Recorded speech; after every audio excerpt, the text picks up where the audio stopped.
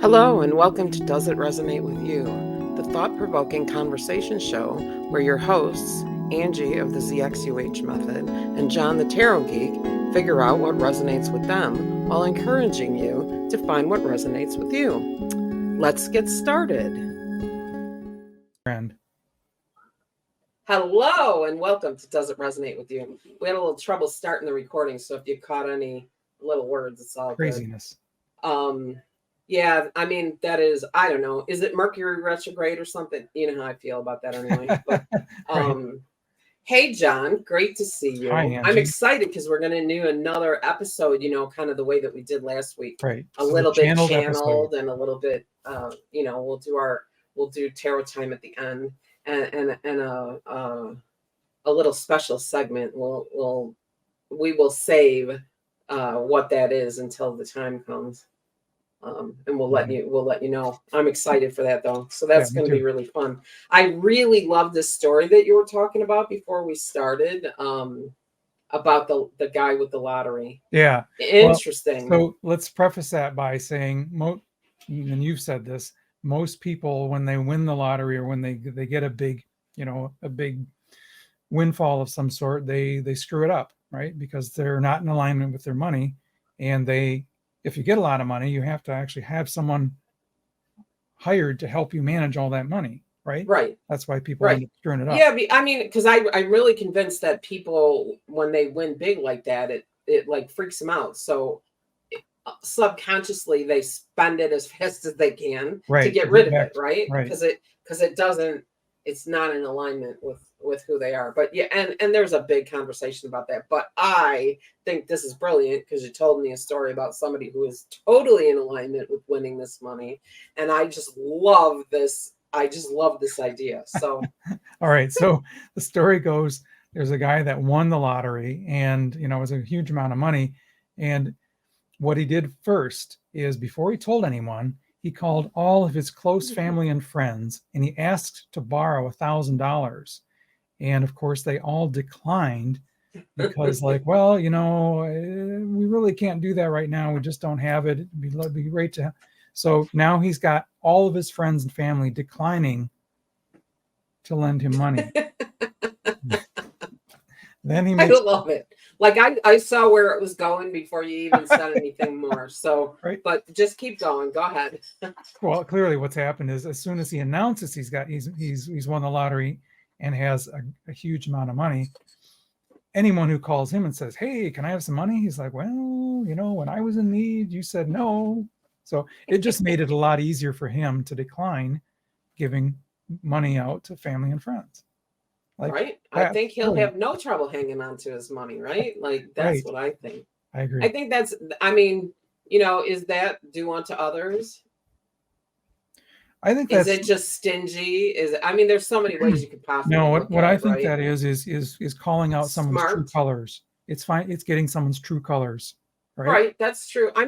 But I am so here. This is me, right? Like this is the benevolent person in me that says, well, for some people that he calls, the answer, no, I really don't have it, could be a legitimate answer. True. So I would hope that he would be using some discernment. So that's what I mean. You take a joke and then you start to dissect it, and then sure. I can totally ruin it for you. The concept, though, like, wow. But the concept is amazing and brilliant. And it's I wonder if there are, certainly that particular calling everybody to ask to borrow $1,000 when you've won money is specific. But I wonder if there's a way to recreate the pattern and the energy of that in other things that you're trying to manifest, like testing the waters, so to speak, ahead of time before before you land the big fish, or making sure that the boat is stable before you try to pull in the big. Not that I would pull in a big fish, because I would just throw it back anyway. But actually, I wouldn't fish for it in the first place. So let's just forget that one. But you know what I'm trying to say. So what did he actually do? He was able to shut down the naysayers before they could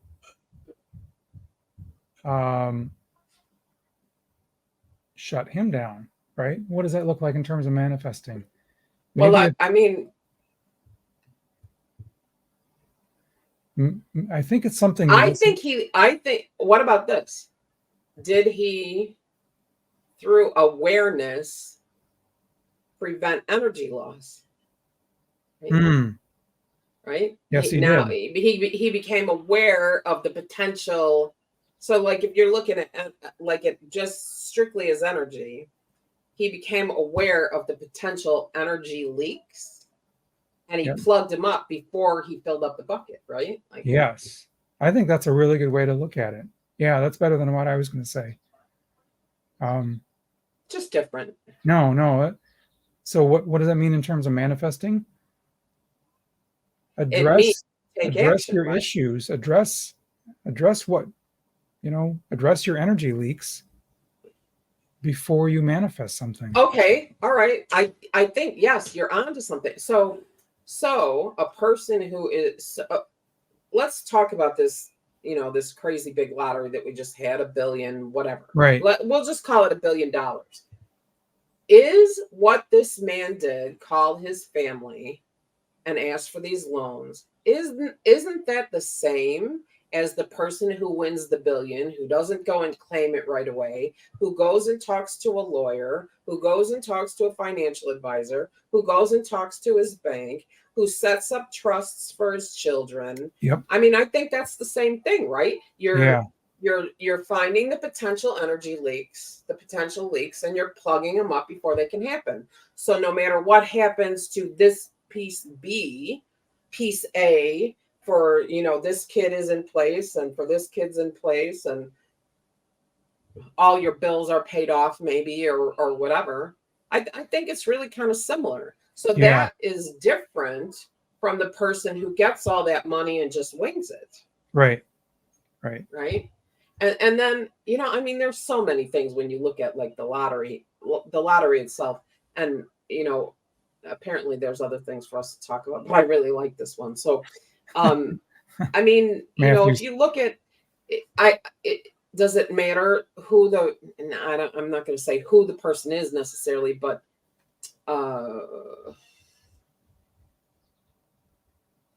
who the person is, like, at what level they're at when they win the money. Yeah. In other words, if somebody grew up in poverty, without, family struggled and everything, they hit the lottery, are they more likely to blow through that money than somebody who grew up with money and habits and financial management and everything else? I think that's true. So now you've got two different people. This person, the money is not really in alignment for them. This person, the money is in alignment based on their environment and their beliefs, the things that they were taught. Can person A become in alignment with all that money?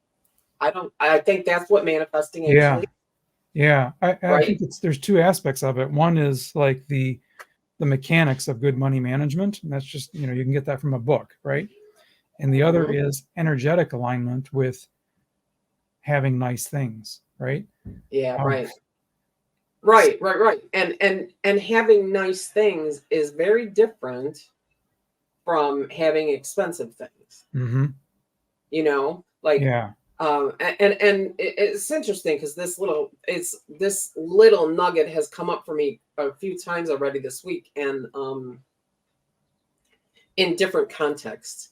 I'm in a mastermind, and one time in this mastermind I was on, and I said, well, I'm not necessarily interested in being a millionaire. And the teacher was like, hold on a minute, like freaking out, like cancel clear. And I was like, no, give me a second, because let me finish. I want to have what I need to do what I want when I want to do that. So if that means I need millions in the bank, then that's what I want. If I can accomplish that without millions in the bank, I'm okay with that too. I want to do what I want when I want to do it, and that's it. You want the freedom, not the numbers. Exactly.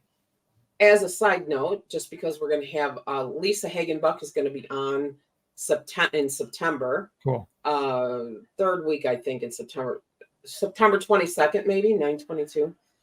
She's going to be on, and I had a conversation with her. And last week, I'm going to have to see if I can get this right. Saturn, and astrology people out there, if I get this wrong, she will correct me. Mm-hmm. But I believe what she said is I have Saturn. No. Yeah, Saturn and Capricorn in my 9th house, I think. And she said, and that means you want to do what you want to do when you want to do it. And I was like, oh yeah, I've said that before. Like that, that rolls off my tongue. So, and we already have plans just to describe Angie. That would be it. That would be it, right? Like that's why my significator is the Queen of whatever. Swords. All the queens, right? Oh, swords. Okay, there you go. I think I relate to all the queens, but that's just me. Anyway, so just a little side note. Lisa is going to be on the show. It's going to air September 22nd. And we've already got some really great plans for things we want to talk about with her. So that will be a don't miss. So if we could ask you at this moment, please reach down and hit that subscribe button, because you're going to want to know. You're going to want to know.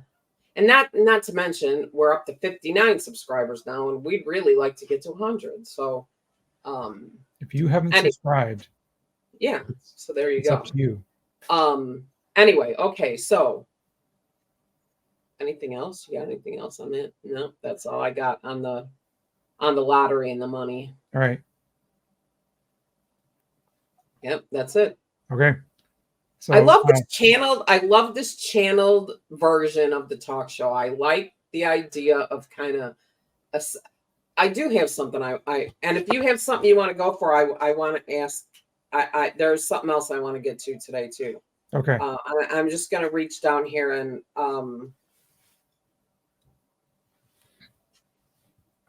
write this down real quick. So what were you thinking?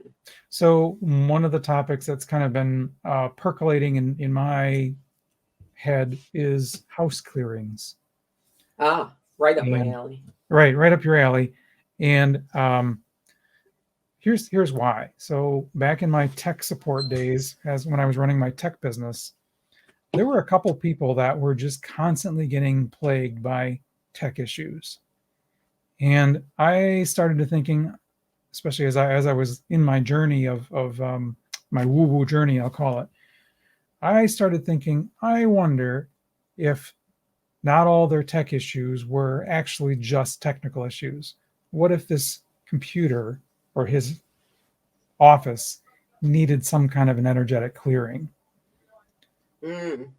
So I had this great idea for a business where I would pair up with a psychic or a house clearing professional, and we would go in and I would do a tech support clearing on their laptop, take care of the viruses, make sure the thing is up to date, and then have the house clearing specialist clear the energy in his work area. Which is not a bad idea, but I'm going to tell you something I know that's really interesting when it comes to this situation. It's more about the energy of the person than the energy in the house. And let me tell you how I know this. Okay. I used to drive down the road and I would set off railroad crossings. Set them off. Wow. And I would drive down the road. I'd be driving down the road and the street light would go out. Like this wake of destruction behind you. Yeah. And I was like, wow, look at that, because it would happen stuff like that would happen all the time to me. And then when I started working with energy and I started playing in the energy and really becoming adept, at sensing energy and understanding what was happening, I realized that energetic balance is so important. So you have balanced energy, that's resilient energy. When your energy is in balance, it's not all crazy, wacko, all over the place. And then from there, I stopped breaking needles on my sewing machine. I stopped, all kinds of things stopped. I mean, sometimes the printer would go off and just print something. And, a lot of people would say, oh my God, you got ghosts. It's not. Your energy is out of whack. Since my energy is under control and I've gotten my energy under control, those things do not happen to me anymore. Wow, so that's really interesting. There is that. Now, there's another thing that there are people out there who say, oh, put clear quartz near your computer or lepidolite near your computer. Right. Bad move. It's a bad move to have that near your computer. Oh, I guess clear I'll move it quartz over. So let me tell you, clear quartz is an amplifier. It's a silica-based amplifier. What's in your computer, Mr. Tech Man? Well, we've got silicone, we've got energy, we've got lots of and the chips in your computer are, right? Yep. So if you want to put something around the computer to help manage the energy, better to use a grounding crystal like black tourmaline or drawvite or one of those real grounding hematite grounding crystals, the ones that ground the energy. Lepidolite is also silica based, so anything that's silica based is going to amplify the energy. And if your energy is like cuckoo, making your tech go cuckoo, now you're going to amplify it with the quartz. See, you're more even. That's true. Right? That's true. I don't have any tech issues. Yeah. Right. So I don't really think that clear quartz for you is necessarily the worst idea. Because I don't think it... How do I put this? Yeah, right. Okay. The crystals themselves, they don't work on the energy of the computer. They work on the energy coming at the computer, user. Right? They're mitigating your energy imprint or your energetic impact on those technological, on those tech items, those things, computers and things like that. That's a really good, that's a really interesting, like there's a lot of things you could think about when it comes to that question right there. So there's that. Now, with that said, people who work from home, even, if they're working on some kind of, they're using some kind of technology at home, they also probably are doing something creative or, having to use their own sparks and all of that. So keeping the energy in the home clear, while maybe it will have an impact on the technology, it will certainly have an impact on the person, right? Right. And it will, have you ever been blocked? You're working on something and you're just like, well, this just isn't working. Every time I type a sentence or, it's just not working. And a lot of that has to do with the energy that you're surrounded with, right? And I feel like as you're surrounded by that sort of frenetic energy, you don't bring yourself into a state of neutral, into a state of calm, into a state of centered, then all this frenetic energy keeps the sparks from getting to you. So house clearing in that sense is a really great idea. Okay. So it's interesting. A lot of people have a lot of different ideas. What do you know of house clearing? What do you think of as how would you clear a house? I have a friend here in my town that does house clearings, and you'll probably agree with this. You can go in person, but you can also do it, remotely. I only do it remote. I only do it distance. I do distant. I've cleared properties in other countries. Okay. Now, the traditional idea, what you see in the media, is they bring a burning sage walking around, right, and kind of like waving it in each room, and maybe do a prayer in each room to release whatever's in the room, to clear it. But what I know most of what I see on some of those haunting TV shows, right? Where, and some of them make me smile and some of them are like, that's very interesting. but where they want to like de-haunt a house that has an entity. And I wonder if we could ever put, like put one of those shows on, one of those shows, play one of those shows on the show, and then do like a side-by-side play-by-play as we're watching what they're doing. Yes. That would be quite interesting. That would be very interesting. So here's the thing, right? There's so many things that affect the energy inside your home, but guess what the biggest effect is? The people who live in it, right? And imagine you have a couple of teenage boys that live in your house.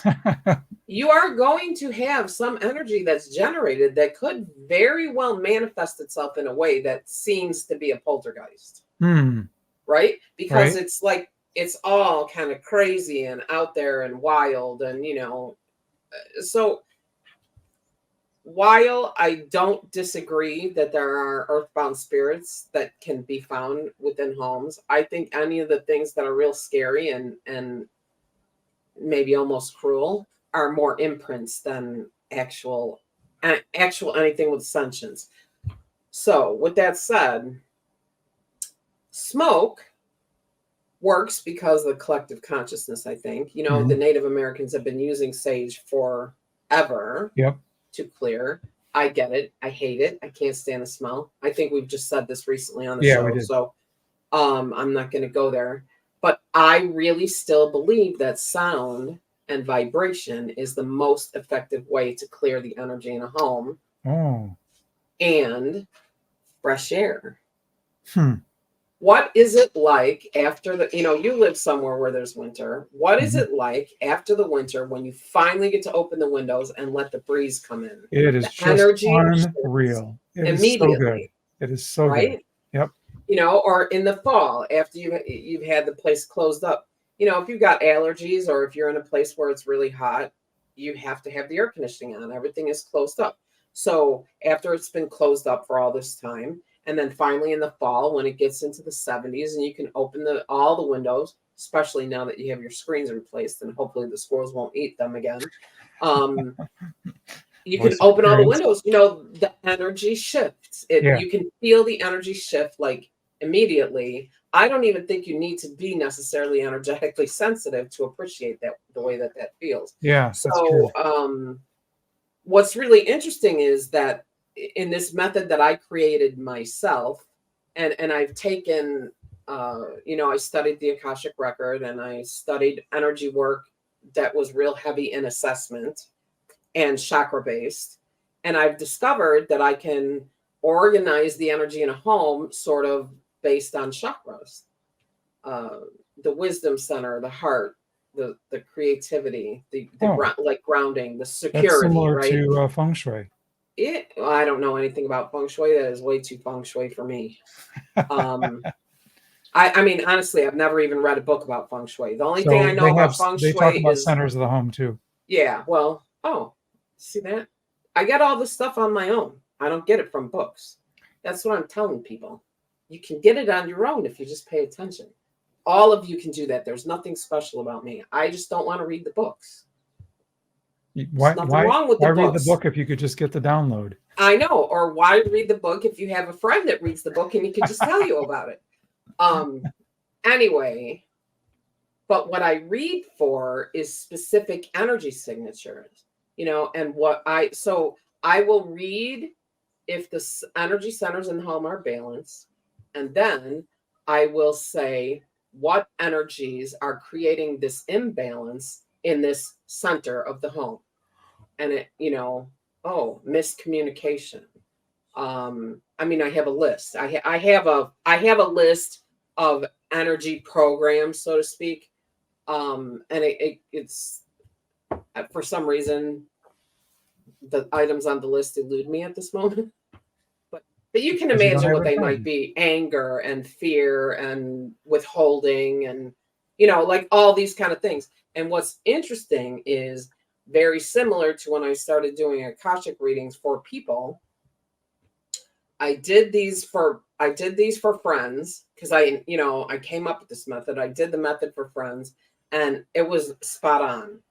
Cool. And I would tell people, well, this is what I'm finding in your house. And they'd be like, oh, yeah, that makes sense. This is what's going on. And so when I did that, I'd be like, well, okay, but I know those people. Like, I'm getting this energy and I know those people. And then when people started paying me to do it, and I started doing it for clients, people I had never met, places I had never been, I will say, like all things considered, I do pull the property up on Zillow, so I see a picture. But that's as close as I get, And I every time I do it, I think to myself, is this going to be the one that's 100% wrong? And it has never, ever happened. People are like, oh my God, I cannot believe. How did you come up with that? Right. I'm just reading the energy in your home. Interesting. That is so interesting. And why can I do that? Because I believe I can do it. Right. That's and you're it. tapped in. Right? Because I believe it. I believe I can do it. I figured it out. And I was like, oh, let's see if this works. It does. This is how you master energy. You play, you try, and you figure it out. Like, that's all there is. So anyway, so I love that subject. Yeah, let me ask you a question then. I got one place in my house. It's on the ground floor in vortex. One room. There's a vortex. Every time I go there, I start sneezing. Yeah, there's a vortex. Okay. I can feel it already. Like, I don't even need you to tell me. I can feel it. There's a vortex. So a vortex is a place where there's energy exchange. What can you do about it? Oh, Matthew says, this is, okay, everybody, here's the new segment. Ask Matthew. This is where he comes. So Matthew, I think if you've listened, right? If you've listened up till now, you know who Matthew is.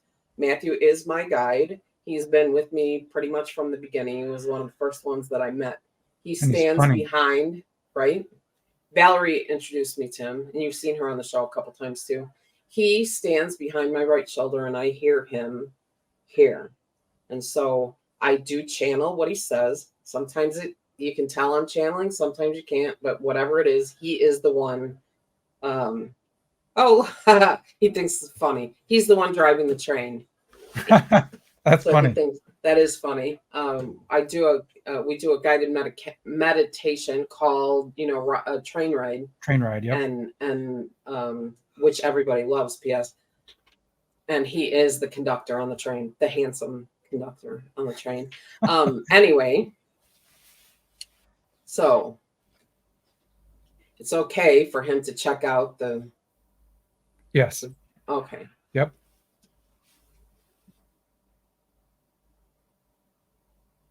So this vortex, it's deep. It's interesting. This is a little combination of me and him because I can feel it too.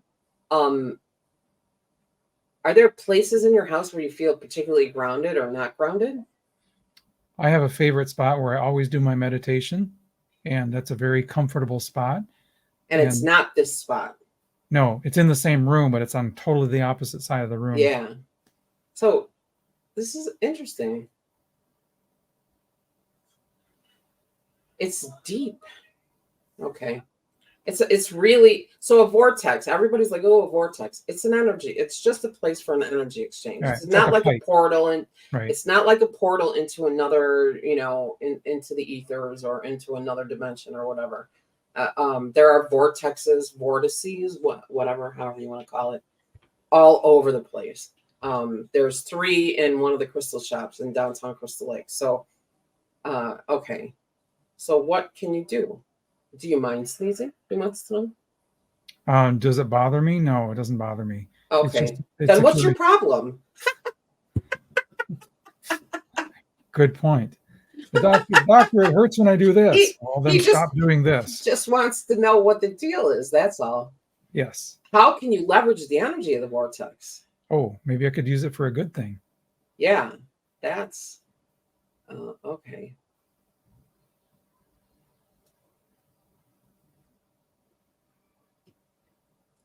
Do you have like the rods or anything? Oh, I do not. No, that's a good question. I have a pendulum. I have a number of pendulums. Yeah, okay. So take your pendulum. You'd be able to see the direction of the energy of the pendulum. Okay. Yep. If you hang it in that corner, you'd be able to see the direction of the energy. Okay. Okay. So if it is going clockwise, it is up and out. And if it's going counterclockwise, it's down and in. Now, it will do both. So it will do both. And so, okay. In Reiki, you take energy and you want to, throw it away, so to speak. Yep. So when the energy is going counterclockwise, down and in, you can throw it into the earth and allow it to transmute and move on. Okay. If the energy is coming up, you could sit in that energy if you like.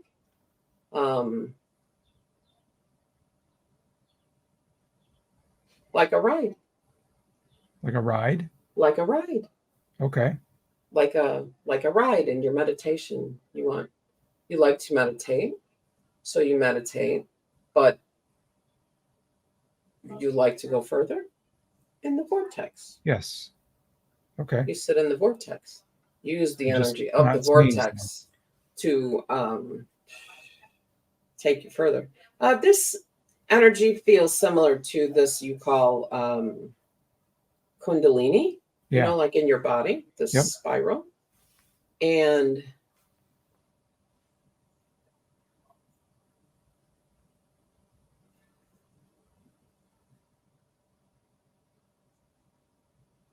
do you have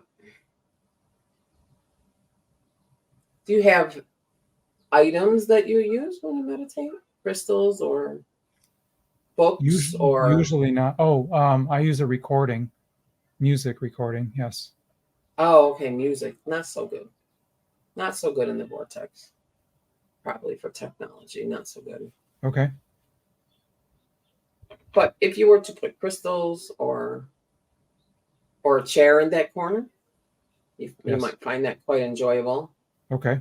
The sneezing, you might have to set the intention. Oh, but this is me again. Brilliant. Now I can see this. It's me again. So now I can see. So over the years, I've run across a lot of people that have a lot of different effects when they interact with energy or they clear energy. Like when I do energy work, my hands would get hot, and I didn't like it. And then my nose would run. Like if I was clearing for somebody, my nose would run. And I was like, yeah, I don't like this. This does not work for me. I don't like being hot and I don't want my nose to run. So I set the intention for my hands to get cold. Now they do. And my nose doesn't run anymore. So I feel like this is where we're going with this energy is if it makes you sneeze, it's a reaction to the energy. It's a way that you're processing the energy. So just set the intention that when you encounter this energy, you don't want to sneeze. Okay. So do you want to be able to understand the direction of the energy without using a pendulum? It's almost like energy coming up and out would make you sneeze, and then energy that's going down in would make you not sneeze. Does that make sense? Yeah, it does. So if you just sneeze and it's no big deal, then keep it. But you could set the intention to make a shift.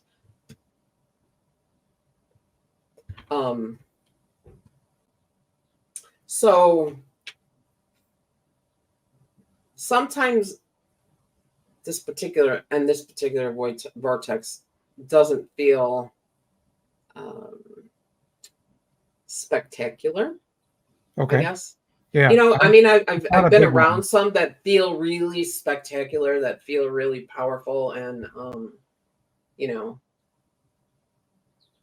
that are just larger, right? Yep. This feels I would small. totally agree with that.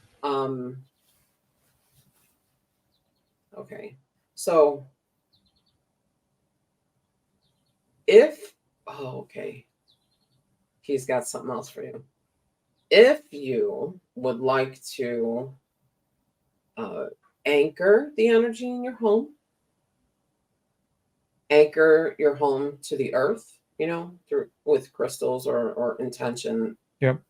I would use crystals, but this is interesting. I've never seen this one before. So if you were to have 3 pieces of, we'll say, black tourmaline, that would be a good one. Okay. 3 chunks, right, of black tourmaline.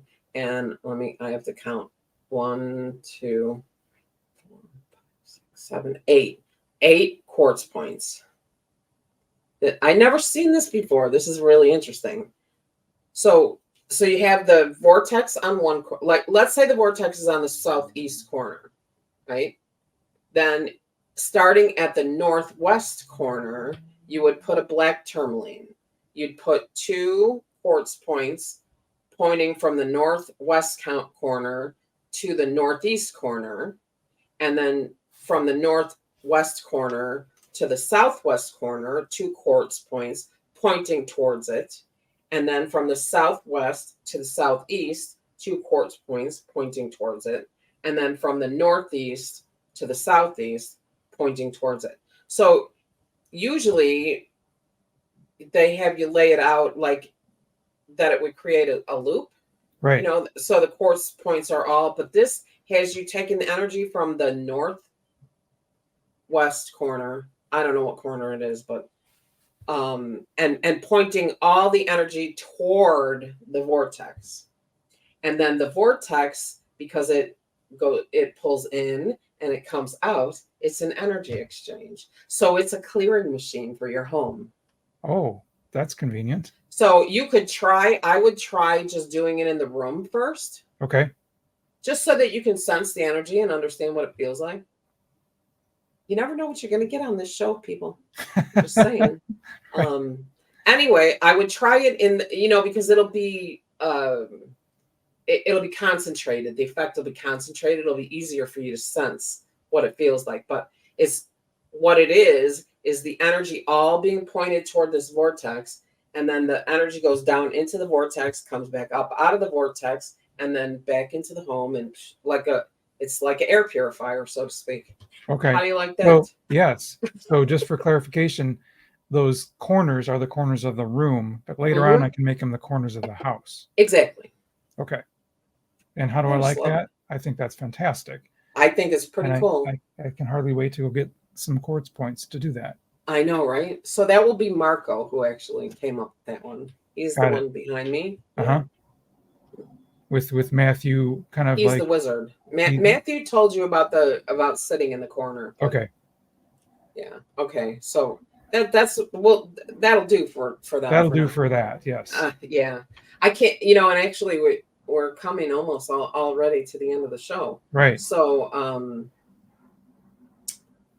so we invite guests to write in with their home. Oh, I think that's a great idea. So yeah, since I love the idea of channeling the show and just kind of figuring it out, and then we're going to try doing this 2 weeks of the month, and then the other 2 weeks having guests. We've got guests lined up, 2 guests already lined up for September. And, if you are some kind of a spiritual practitioner and you're interested in, maybe thinking about being a guest, give us a little comment, and we'll do a chat with you and see if it's see what the energy feels like, and maybe it'll work out. But in the meanwhile, throw in the comments any kind of question you might have that you'd like to toss out, or if you got something you'd like us to ask Matthew, please do that. That would be great. And also, while you're at it, if you wouldn't mind terribly, hitting that subscribe button. And that way you'll get notified every week when the show comes out. For sure. So we don't do everything consistent, but one thing we do consistently is the show is released every Friday at 3 p.m. Yep. So that would be 3 p.m. Central Time. At the moment, Central Daylight Time for a few more months. What is it? 3 more months, maybe. Something like that. Yeah. Sorry, distractions in the back. Anyway, so that's that. All right. Anything else before we move on to tarot time? Oh, there is something. I had something. Okay, you do something, because I have a comment, but it's a small one. No, you first. You first. Okay. So Bradley Valentine, right? And Bradley Valentine does the energetic weather report for the week. I don't always listen to it, but I do when it comes up on my feed. And yesterday I had a session with somebody, and before the session, for some reason, the weather report came up on my feed, so I listened to it. This was the energetic weather report for this week. So I guess the 13th through whatever. Yeah, he does Monday through Monday through Sunday, right? Or something like that. So when I listened to it, okay, so we had to pause for just a second for a little thing. So I'm just going to quickly recap. Bradley Valentine energetic weather report of the week. I don't usually watch it. I did. I watched it, and then I had a session with somebody yesterday afternoon after I watched it. Well, after I watched it and before I had the session, I sent it to him because the weather report was about he did a reading. I want to say he used the Angel and Aura cards, the new ones that are coming out with Dual. But it was about leaving a job and starting a new job, and it was like the identical story that this person told me, that we were going to do the session about. It was identical. Wow. So, I mean, it was just, it's like I sent him a link to the video, and I was like, I'm telling you, you can't make this stuff up. Like, you just can't make it up. Listen to this. And he got so much out of that reading. It was just, and by the way, I think we should do an episode about like more things we can do to exercise our intuition, because Radley did, he had 4 cards. They were all different archangels, and they said, which one resonates with you at 1, 2, 3, or 4. And I was like, Metatron, number 3. And sure enough, it was Metatron. Wow. So, and that's because I practice, right? Because I practiced that. I knew it was Metatron. It's because I practiced. Anyway, so here's my thing. And it's about these general readings that people do for the world, or for their listeners or whatever. Sometimes I sit and I think, why should I watch that? It's not for me. Mm-hmm. Not, you know what I mean? I think a lot of people think that too. So I think now I'm noticing more, because I'm paying attention more to angels and numbers and all kinds of things that, that I'm studying. And I think that it's a good idea to encourage people to listen to these things, because I think that the energy in the world affects everybody, whatever's going on. And so if the person is doing a reading based on the energy of the week, of what's going on for the listeners, that energy affects everyone, right? Like, what do you think about that? Yeah. So typically I don't read everything that comes into my feed. I don't either. But I might go start searching out those energetic weather reports that he does, because every time I read them or listen to them, I always get a lot out of it, because he's a really talented psychic person. And absolutely. 2, because it's energy of the world, there is something that I'm going to get from it no matter what. Well, and if you think about it, so that energetic weather report didn't pertain to me personally, but it still pertained to me because of the session I was about to do. Good point. And right, like as practitioners, you just take a little help where you can find it. Right. Right. Like, I mean, because that reading, if I had just listened to it without having this scheduled, I would be like, okay, all right, well, there's something I can learn, and I connected with Metatron, and that was awesome. And Yep. you know, but this doesn't mean anything to me, but it did mean something to me. Yep. And I was, you know, when I saw it go by, it was like blink, blink, blink, watch me, watch me. Yep. You know, so I paid attention and I watched it. And so I, you know, maybe that's why I don't always see that in my feed, because it doesn't always, you know, I think that it's general energy on a grander scale. And if you work with energy regularly, maybe you're a little bit more dialed in. Yeah. And so a general reading is not, and anyway, you know how I feel about general readings. Yeah. Yes. But I mean, it was just so amazing that it was so spot on for what he was doing that I thought, all right, I'm going to take this as a win. You can't make this up. Right. And then, you know, just crazy things. Today, I was with another client, and she was telling me about this dream, and in the dream, and I won't give details, you know, like, because somebody might be able to figure out who she is, but there was a praying mantis in the dream. And, you know, we had a conversation about what does that mean to you, you know, that you're interpreting that energy and all of that. But then a little bit later, somebody made a post and it had a praying mantis on it. And I was like, okay, so now, you know, that fear conscious person would say that Zuckerberg is listening to every word you say, and he heard the word praying mantis and showed you a praying mantis. But I don't believe that's the truth. No, I think there's an energetic element to that. I think there's an energetic element for sure. Like, and anyway, it didn't mention praying mantis. It was just a picture of a praying mantis. You know what I mean? Like, yeah. So, I mean, I understand that some of that's a little strange, but anyway, so yeah, so I guess my point really is, you know, as practitioners, we should take help where we can get it. But, you know, as listeners, you never know how it's going to pertain to you. Right. You know, I never know where you're going to get your next message from. Right. And maybe, like me, the message that you get is not for you directly, but for someone or something that you're interacting with, you know? Yeah. So be open and discern, and, you know, just be open and ready for the information as it comes to you. Anyway, that's I think as a person trying to hone your intuition, the more that you can do that sort of thing, the better you're going to get at the intuition part. Absolutely. I mean, the more you have to practice. Although I will have to tell you that the more you do it, you will be disappointed when you watch shows that have contestants, because you're going to know who won. I know always. I rarely get it wrong anymore. Wow. Although I will get it wrong if I think too hard about it. Right.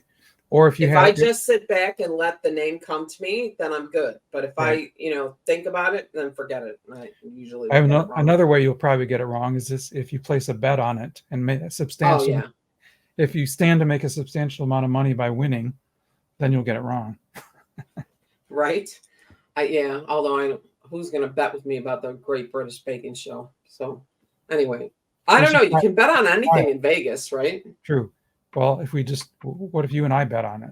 Wouldn't that be great? Oh, yeah. Well, I don't, you know, then it wouldn't be a substantial amount. I mean, what are we going to bet? $5? You're absolutely right about that. I'm not going to get away with making any kind of a substantial bet with anyone. So anyway, wow. I mean, here we are. It's time already. Yeah. Just crazy. That was a really cool conversation. And I truly appreciate the connection you did for me, for my... Oh, you're so welcome. I mean, and the truth is I can do that for anyone. So anybody who's thinking they might want to come on as a guest, you know, and just throw caution to the wind, let us know. We love to talk. We love to play. We love to learn. We love to teach. We love it all. So join us. And we're going to have a new friend on coming up soon. Her name is Nora. She does events, and but she makes orgonite, which is, you know, that layered crystals and copper and shavings and things in resin. So really? That's a real energetic thing. Yeah, and she makes wands, and she's really creative. So it's good. That is going to be a fun conversation. Nice. So Good. You and Well, I will I'll get, talk you about and that. I will have a little chat before it's time for that when, so that you have an idea of what to kind of look into and know what to ask. Fantastic. But it'll be great fun. So anyway, all right. Well, we are coming to an end of the show and we've got to get it rolling. So what is the card today? I loved being able to say, oh, and by the way, we have the death card this week. That was so great last week. Like, I just loved that. So, yes. So today, on the complete opposite side of the spectrum, we have this card here, which is the World. ooh. The World card. So let me tell you a little bit about this card. This card is, the tarot deck is divided into 5 sections. There's 4 suits, right? Cups, wands, pentacles, and swords. Then those are all together, those are the minor arcana. The major arcana is the other suit, which is a little bit more, it's got a little bit more power behind it. And this card right here, card 21, the World, is the last card in the major arcana. The first card is 0, it's the Fool, and the whole major arcana is called the Fool's Journey. So what does that mean? We have come to the end of the Fool's Journey, the World. So what does that card mean? As you can probably guess, it has something to do with completion. The general meaning of this card is completion, joy, abundance, wholeness.